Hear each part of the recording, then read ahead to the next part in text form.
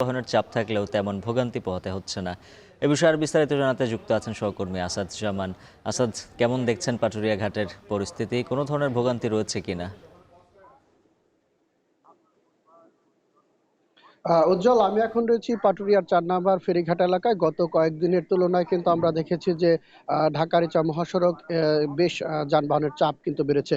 অর্থাৎ ওইখানে চাপ বাড়ার পরে কিন্তু আবার সেই আ জ মানে মহাসড়ক ধরে যে গাড়িগুলো আসছে সেগুলো কিন্তু পাটুরিয়া দৌলতদিয়া নৌপথ হয়েই কিন্তু তারা তাদের গন্তব্যে পৌঁছে। এ এ এক্ষেত্রে আমরা দেখেছি অন্যান্য দিনের তুলনায় কিন্তু বেশ সকাল থেকেই যাত্রী এবং যানবাহনের চাপ কিন্তু বেড়েছে। কিন্তু ভোগান্তি কিন্তু গত অন্যান্য বার যেমন ভোগান্তিতে অনেকক্ষণ অপেক্ষা করতে হয়, সেই জিনিসটি কিন্তু আমরা দেখিনি।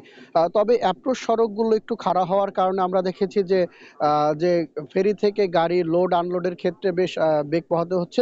এক্ষেত্রে তারা কাজ করে যাচ্ছে। এখনো কিন্তু আমরা দেখছি যে বিভিন্ন ঘাটের অ্যাপ্রোচ সড়কগুলো কিন্তু মেরামত করছে, যাতে করে ভোগান্তিতে পড়তে না হয়। কিন্তু গতকাল ঝড়ো বৃষ্টি এবং ঝড়ের কারণে কিন্তু রাত ১ ঘন্টা ফেরি বন্ধ ছিল। সেক্ষেত্রে কিন্তু যে পণ্যবাহী যে ট্রাকগুলো সেগুলো কিন্তু পারাপার হতে পারেনি। অর্থাৎ এখনো আমরা দেখেছি যে পাটুরিয়ার যে ট্রাক টার্মিনাল রয়েছে সেখানেই প্রায় কয়েক শতাধিক ট্রাক কিন্তু পারাপারের অপেক্ষায় রয়েছে। আমরা কথা বলেছি বিআইডব্লিউটিসির সাথে, তারা জানিয়েছেন মূলত যাত্রী এবং যানবাহন পারাপারের চাপ কমে গেলেই কিন্তু সেগুলোকে সিরিয়ালের ভিত্তিতে কিন্তু অন্যান্য এই নদীপথ পার করবে সাধারণ ট্রাকগুলোকে।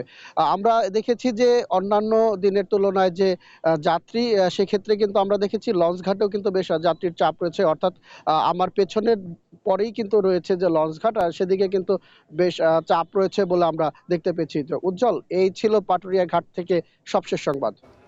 বিস্তারিত জানাচ্ছিলেন সহকর্মী আসাদ জামান।